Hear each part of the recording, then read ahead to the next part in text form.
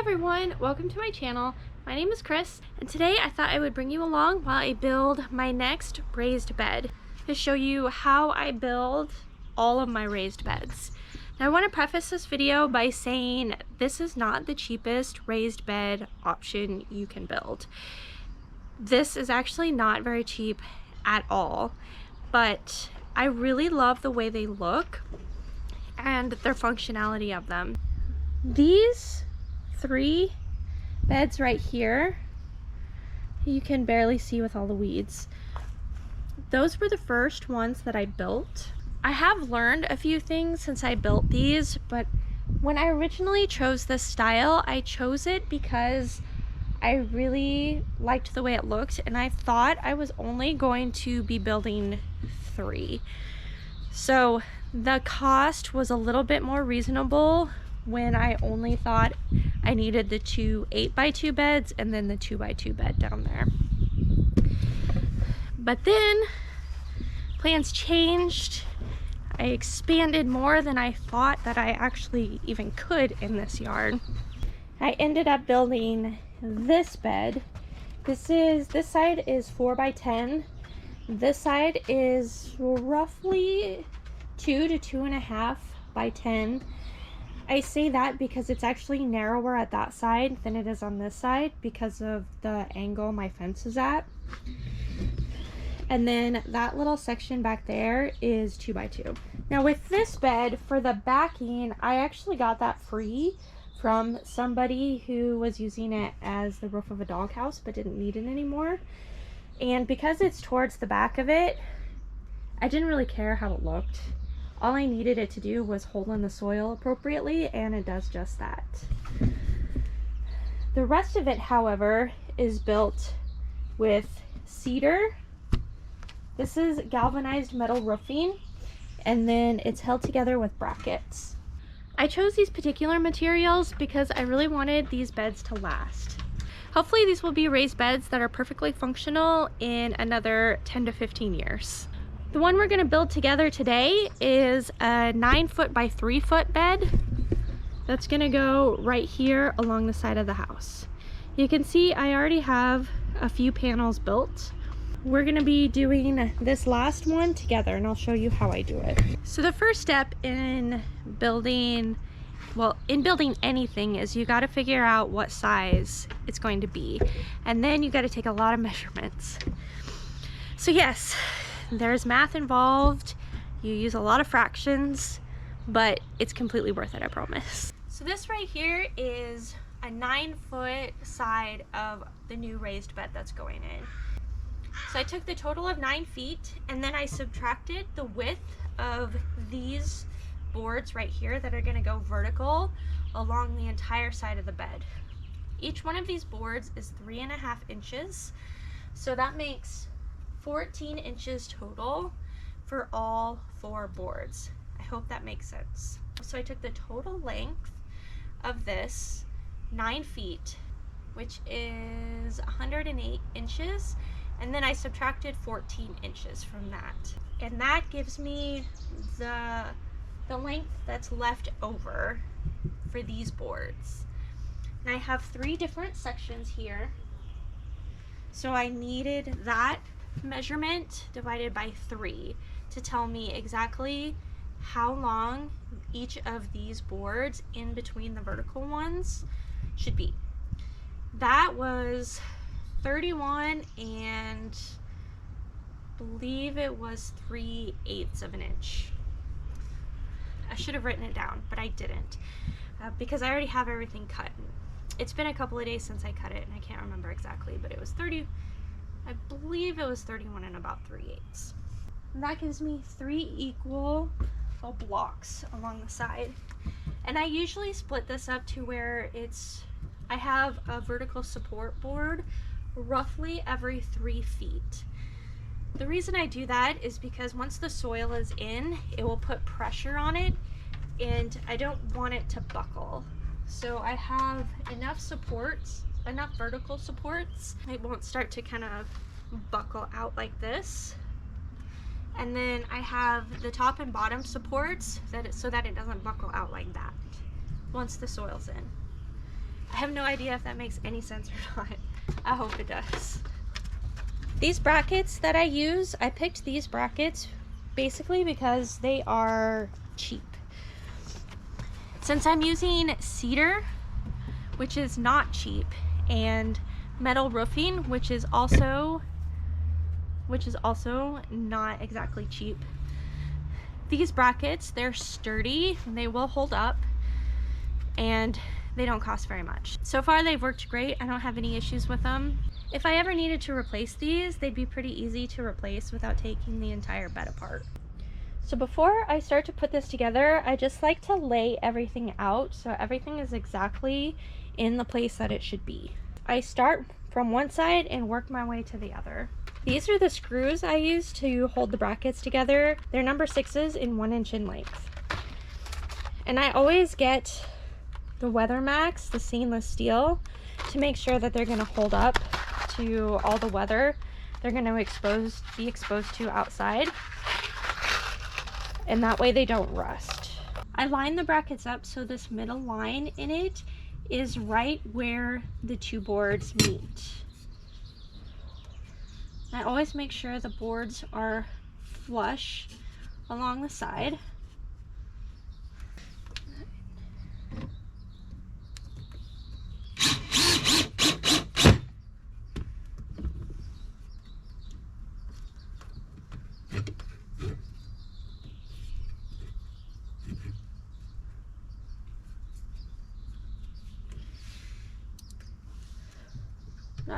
I start off putting 1 screw in each board. That way it holds it together and it won't go sliding around. And I don't put screws in every single one of these holes. I really don't find it to be necessary to do that. So on these, I always do those 2. And then every other hole on the edge.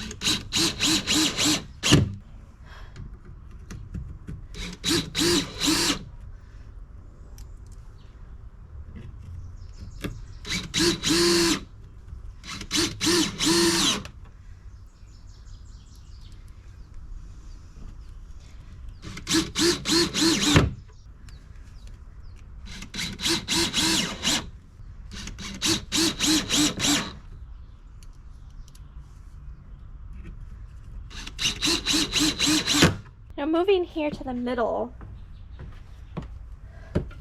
I have these longer brackets instead. That's because the shorter brackets, if I were to put a shorter bracket here, it would cover about this much, and then the one on the other side would have to go over the top of this. Not only do I not really like the way that would look, but it's completely unnecessary. And it's cheaper just to buy a longer one and have it cover this entire joint. So I want to do the same thing I did on that end, and I want to make sure that they are lined up properly. But this time I'm going to need to do it on both sides.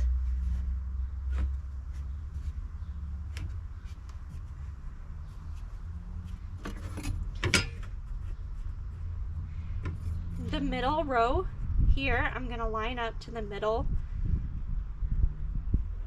of this board.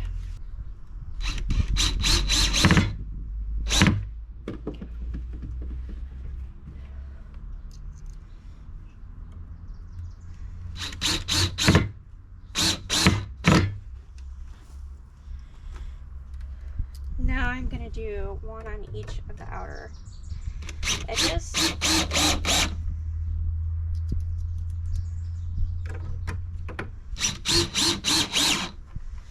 And that will hold all of it in place.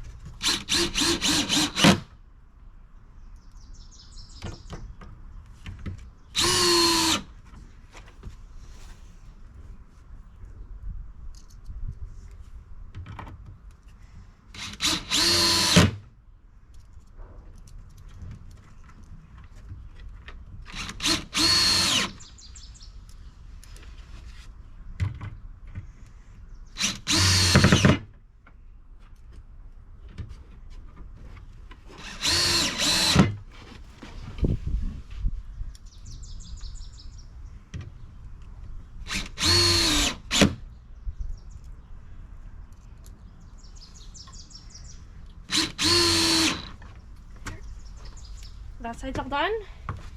Oh, bud.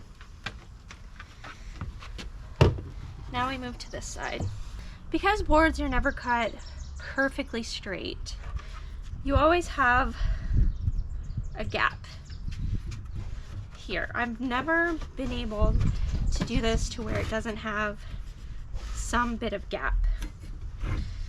So what I'm going to do is I'm going to go ahead and attach this plate to this middle board.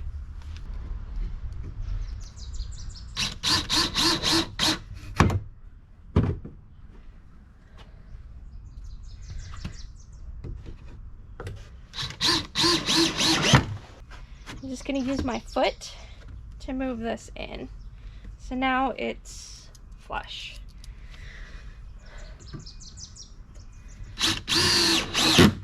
There.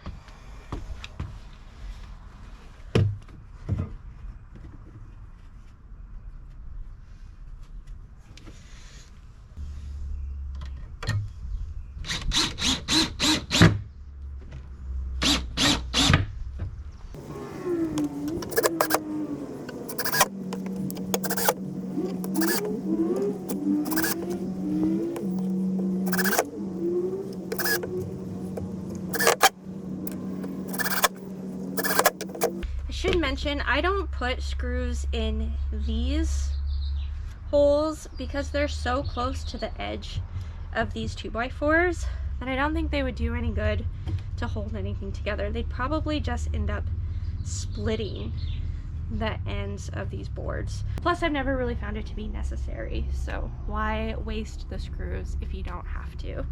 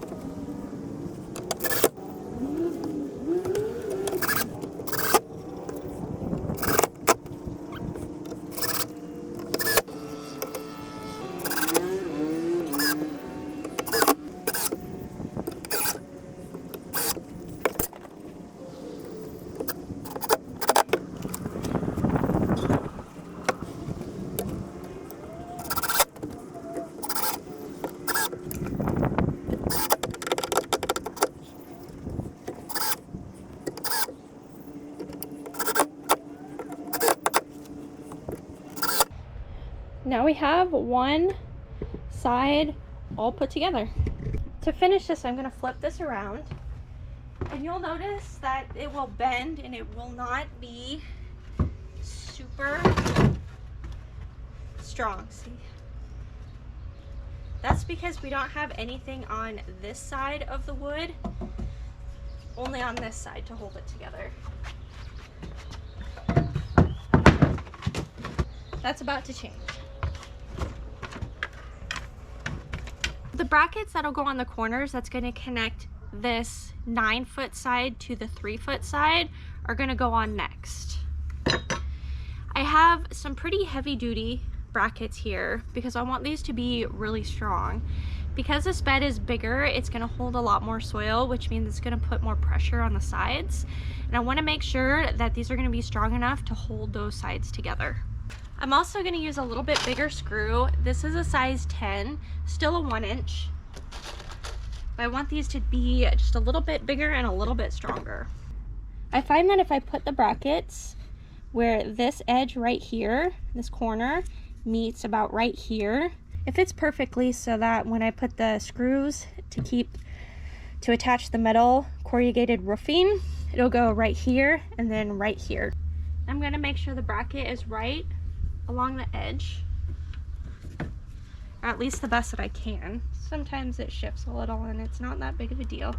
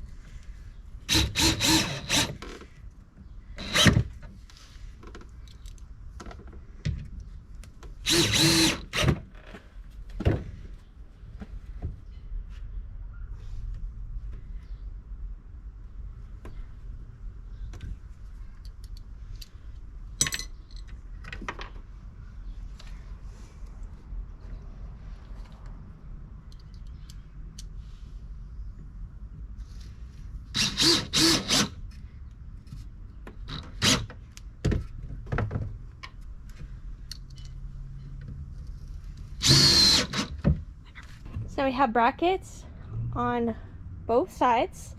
That will help hold everything together. Now that the frame is all put together, it's time for the metal.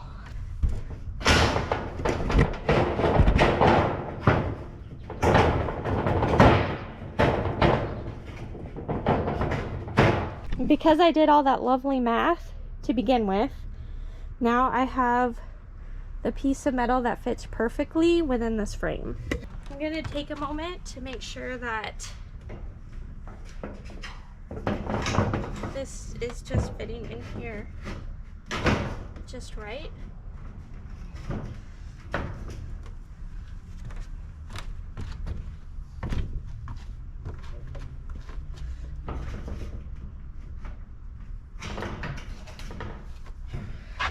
There we go. I don't want the metal sticking out on either side of here, so I just want it in the middle of this frame. To secure the metal to the frame, I'm just going to use the same number 6 1-inch screws that I used to put the brackets on. I have something very weird and kind of gross living on this. I don't think I'm going to let it stay there. So when I screw this in, I'm just going to go on every other valley.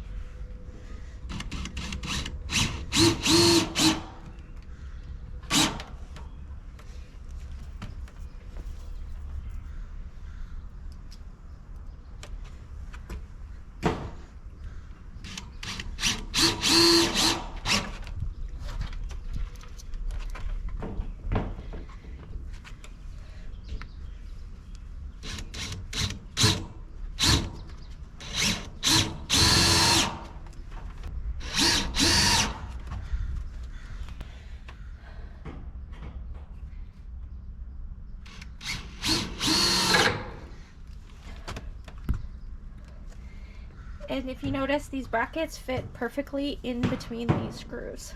I'm gonna go along each of these edges until I get to the next vertical board and secure it down from the top and the bottom.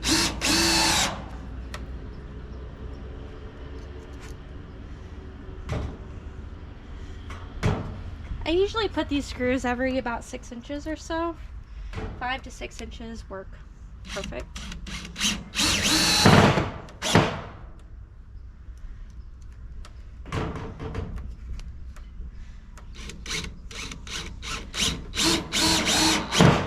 And I forgot to mention, when I laid this metal down, I made sure that the edge here was pointing towards the wood frame instead of pointing away from it. That's actually one of the mistakes that I made on one of my first planters.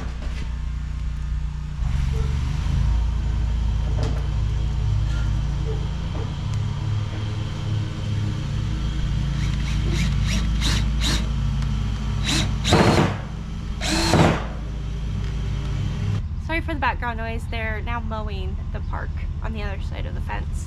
But this really shouldn't take too long to put together.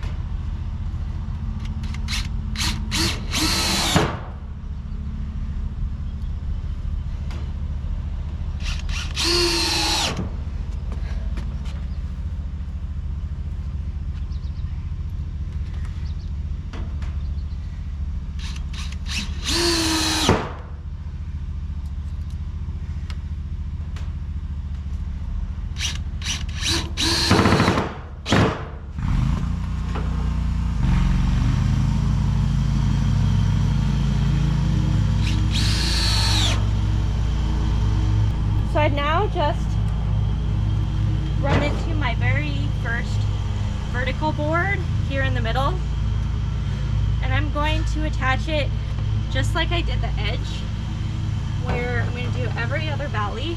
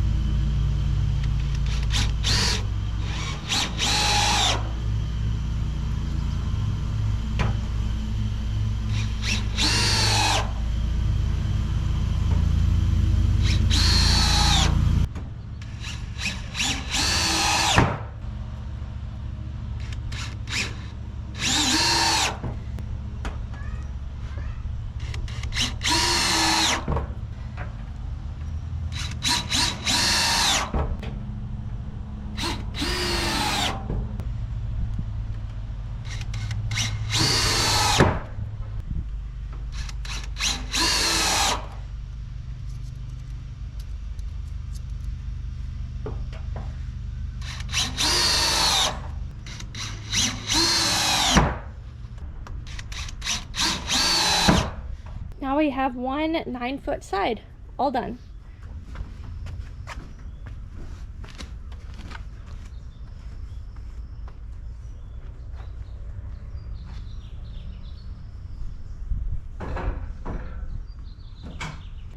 we now have both 9-foot pieces done.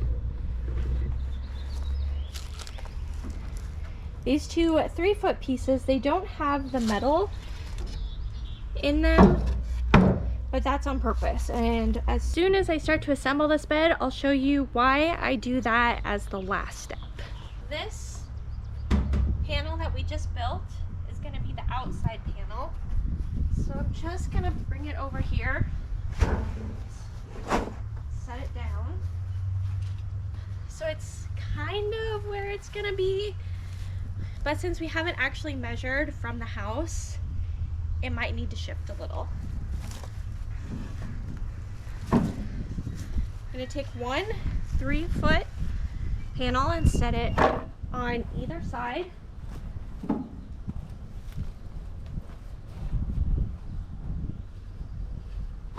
This panel right here is going to be facing the house. So I just need to turn it around.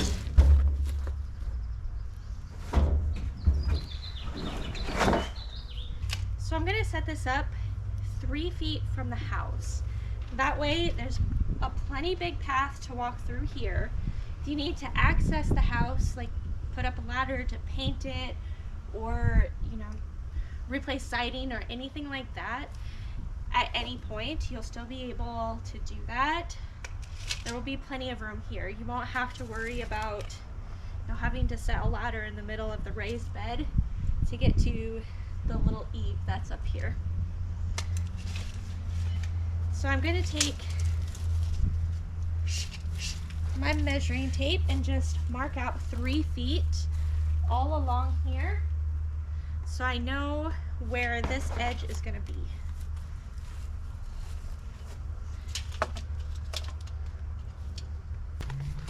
So I'm going to use some baling twine to mark the 3 feet.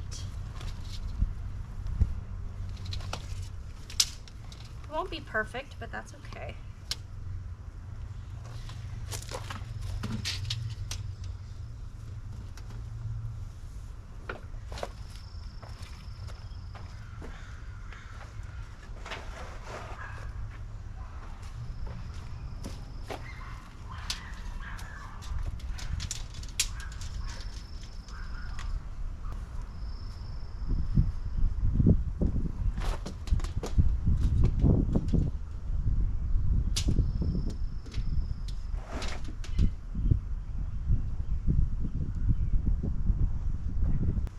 That's good enough.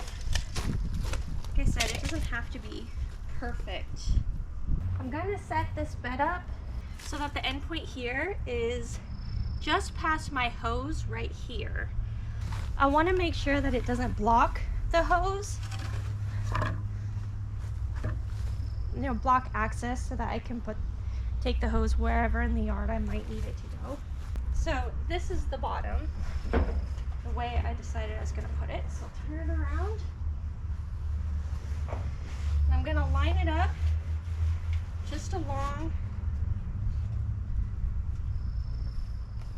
the twine.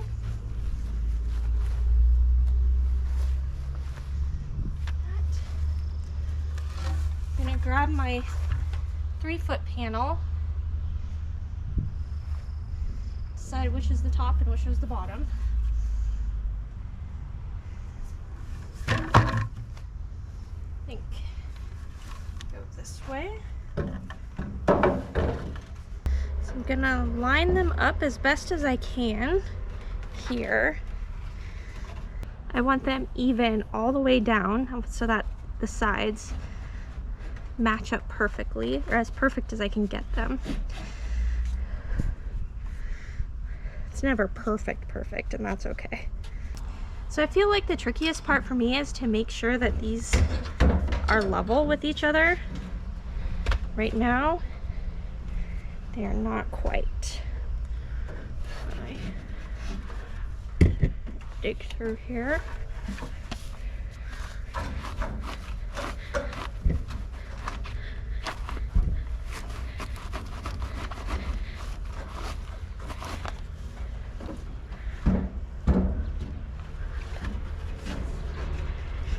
There, that's a lot better.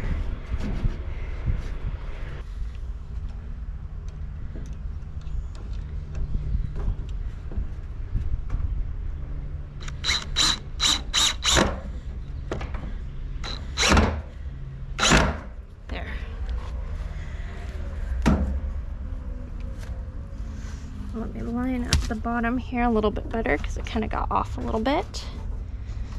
There we are.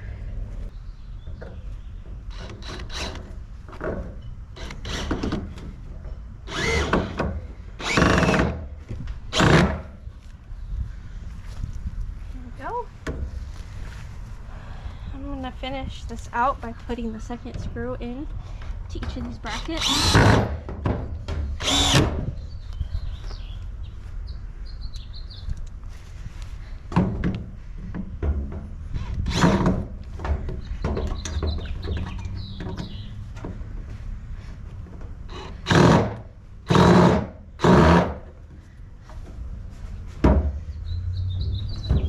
So there we have the basic structure set up, two sides.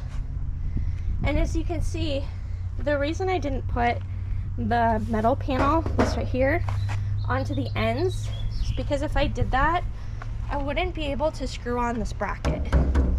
The metal would have been in the way. I always just put the ends with the wood frame on it, and then once I have it put all together, I'll add the corrugated metal to finish it off. So it's actually been a couple of days. I did not get this bed done the same day that I filmed the rest of the content because I actually ran out of screws before I put that end piece on. I don't think there's any project I've ever been able to do where I didn't run out of something right in the middle of it and I had to go to the hardware store. Most of the time I have to run there at least 3 or 4 times. It's just absolutely ridiculous. My husband actually got what I needed for me since he was already out. And today I finally got these. I finally got that piece put on and then this side as well. So I have a complete rectangle. It's just missing the metal for that end and for that end.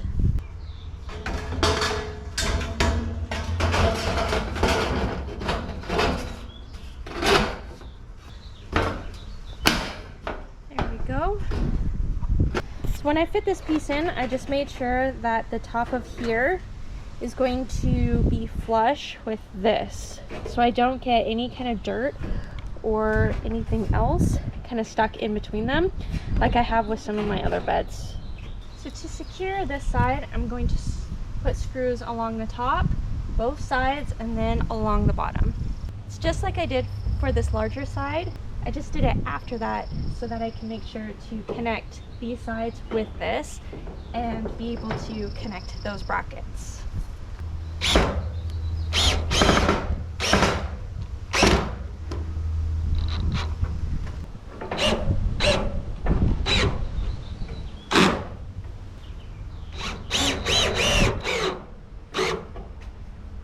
Along the side, I'm going to do every other one just like I did for the side panel.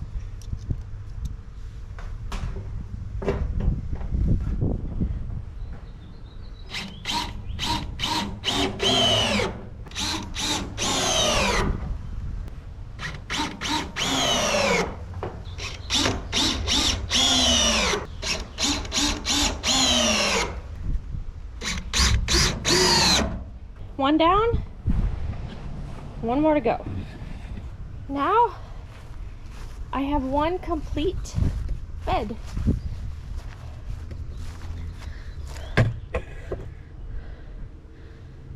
So if you look at it kind of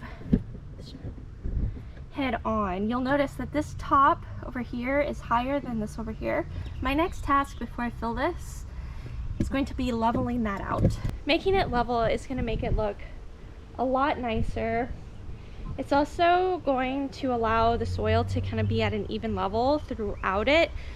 And if I have the soil level higher on one side than the other, then there's a chance that when the rain comes down or when I water it, that the water is going to all run to the lower side of the bed, and the higher side is going to end up being too dry. So I have the higher side, which is too dry, and the lower side, which is too wet.